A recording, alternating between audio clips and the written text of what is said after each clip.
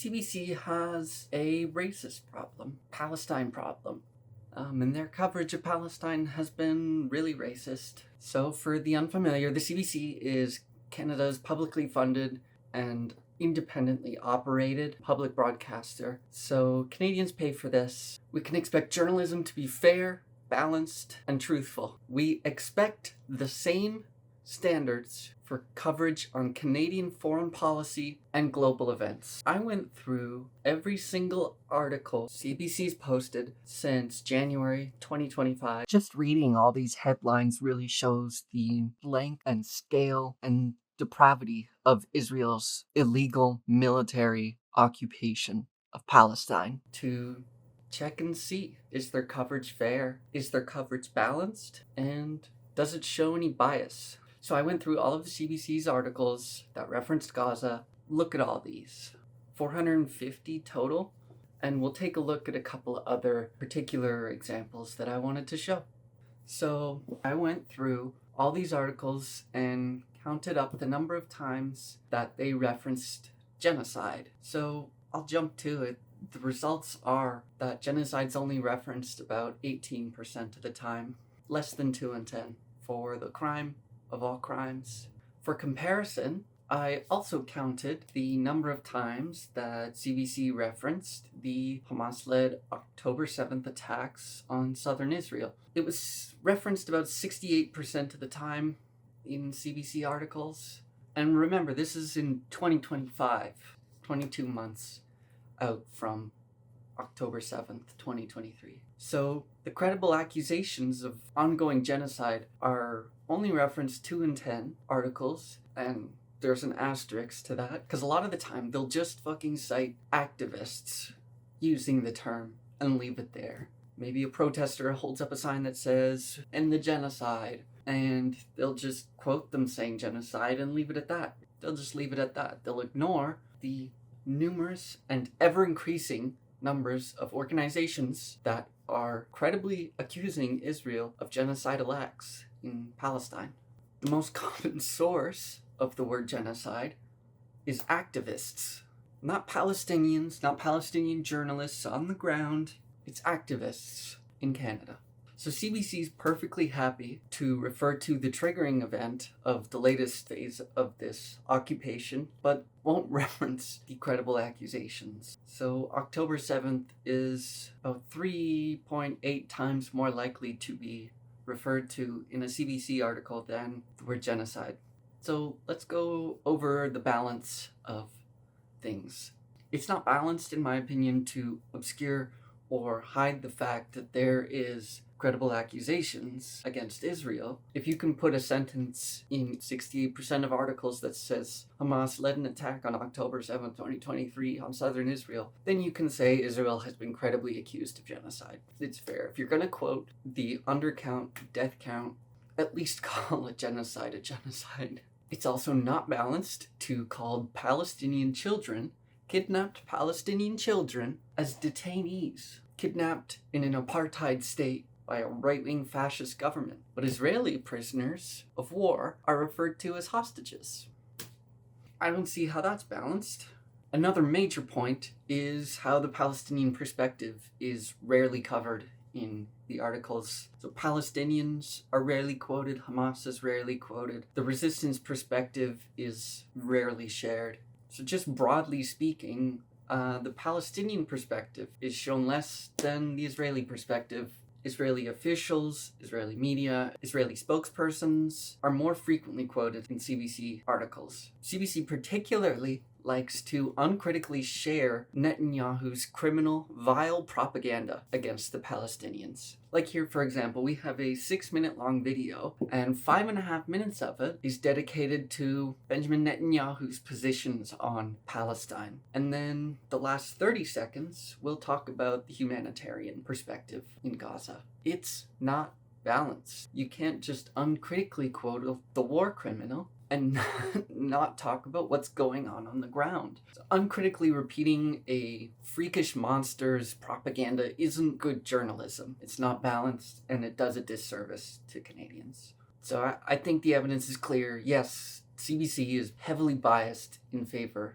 of Israel. Now let's go over the journalistic integrity of the CBC. Just from my readings of all these articles, a common theme is the passive language used when talking about Israel's crimes against the Palestinians, as if it's like a natural disaster and it's just, oh, it was just bound to happen. Like, for example, saying, oh, aid hasn't gotten in to the Gaza Strip. Then Netanyahu says Hamas is stealing it. Meanwhile, there's hundreds of trucks sitting at the Gazan border waiting to be let in, but being prevented by armed Israeli border agents or soldiers or whatever the fuck they are. There's no integrity in using passive language on crimes. There's no integrity in leaving out the crucial fact that Israel prevents international journalists to enter Gaza and has since October 7th. CBC has played a role in legitimizing Israel's crimes and legitimizing Canada's support for Israel, sometimes literally turning a blind eye. Here's this clip of recently a CBC journalist was allowed onto a Jordanian aid airdrop mission. Jordanian military flight is carrying its own food pallets, taking off just ahead of the Canadian one. One of 7 airdrops on Monday involving 6 countries, as Israel has reopened an air corridor in response to unrelenting pressure. We cannot show you what we see outside these windows.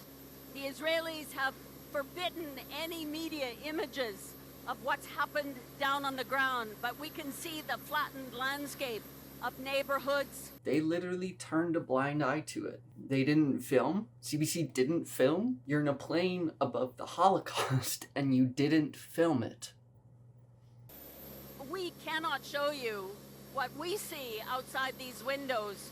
The Israelis have forbidden any media images of what's happened down on the ground. But what the fuck? The world is watching. The eyes are on Gaza. The eyes are on Palestine. You have moral obligation to ignore any demands by Israel to not record out the fucking window. A moral obligation. The Israelis have forbidden any media images. The people of the world deserve to know the truth. And here CBC's literally hiding it, hiding the camera from it. Now, I don't know whose call it was at CBC to do that, but it doesn't matter. It's shameful and is a betrayal of integrity. Canadian journalists haven't been allowed in the whole time.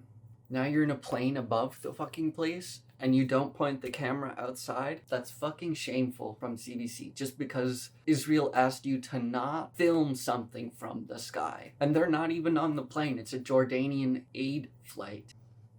The Israelis have forbidden any media images. So where's the integrity in dehumanizing Palestinians? By repeating the October 7th line 2 years on to this slaughter, it's like saying that they deserve it. They deserve the slaughter because of October 7th. Babies, children, men, elderly, doesn't matter. Everybody deserves it. That's the impression that it leaves. It helps maintain an illusion of a just war. There have been hundreds of October 7ths against the Palestinian people. It's clear to me that if you can put something like, but October 7th, but Hamas, you can write something like an increasing number of countries, international courts, UN reports, humanitarian aid organizations accuse Israel of genocide. You can say that, but CBC chooses not to. Again, 2 in 10.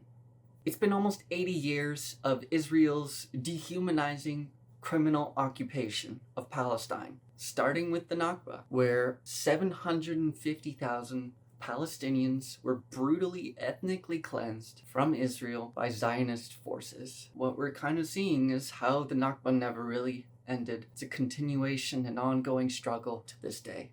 So, York University put out a recent report covering Islamophobia in Canada and anti-Palestinian racism and bias against Palestinians. I think the report's very good and it points to the truth of the matter that there's a lot of Islamophobic and anti-Palestinian bias in our media, culture, and everyday lives. And also included in this report was specific accusations of bias at the CBC on their coverage of Palestine. The report talks about how the Palestinian perspective is less covered, and my results also coincide with that conclusion. The report also recommends recognizing Nakba Day in Canada at all different levels of jurisdiction. So CBC covered the York University Islamophobia report and put out this article titled Anti-Palestinian Racism Report Calls for Canada to Recognize May 15th as Nakba Day. And here's what they say. Palestinians mark the day after Israel declared independence in 1948 as the beginning of the destruction of their homeland. That leaves the reader to believe that this is just a day that Palestinians honor. The unfortunate truth is there's a lot of Canadians out there that are ignorant to the Nakba, and educating people is step one. So that sentence just leaves the reader to believe that, it somehow coincides with Israeli independence. The article doesn't define what the Nakba was and is. This is obviously critical information that would take about one sentence to clarify. Something like the Nakba is a violent ethnic cleansing of 750 Palestinians by Zionist militias, starting in the late 1940s. CBC leaving out that information out of the article is exactly what the report points to, a pervasive racist bias in CBC media. In that same article, they spend 2 paragraphs defending CBC's reporting on Israel-Palestine. They just point to the quantity of stories that they've written, saying, quote, "There are now thousands of stories we've published and broadcast about Israel and Gaza since 2023. All archived here. We think the work speaks for itself."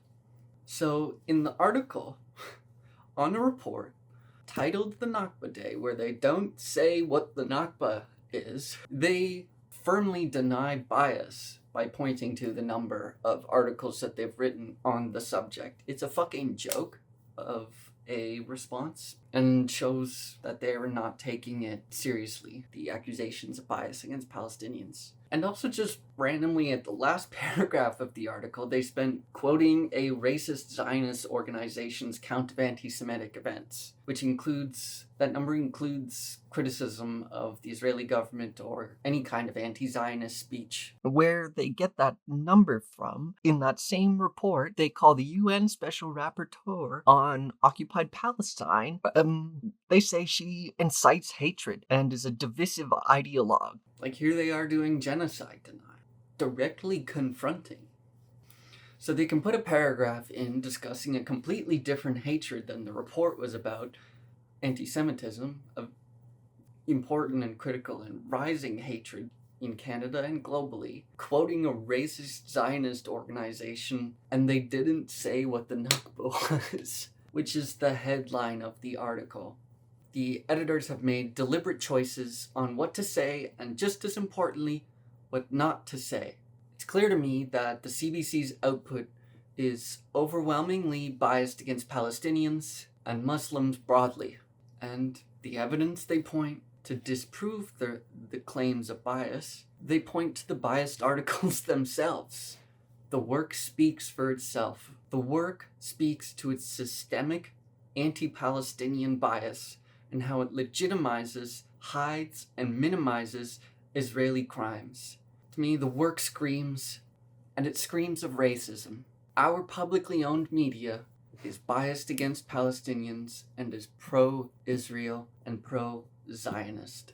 So, put some pressure on CBC. Email a complaint to the ombudsman, the CBC ombudsman, saying how you agree with the report that there is a pervasive bias in CBC's coverage of Israel-Palestine, and it's evident to anyone paying attention.